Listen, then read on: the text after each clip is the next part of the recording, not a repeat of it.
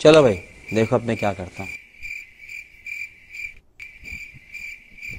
अम्मी अम्मी अम्मी की है? मैनू नींदर नहीं आंदी पी ते मैं की करा?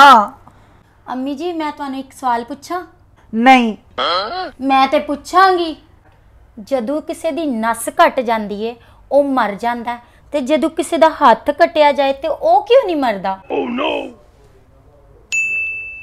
रात दे 2 बजे तेरा दिमाग खराब होया है? अम्मी जी दस दो ना। मन नहीं पता, सोन दे।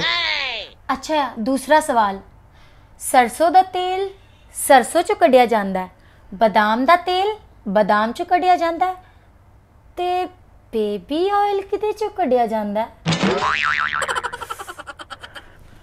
तेरा मुंह निचोड़ के।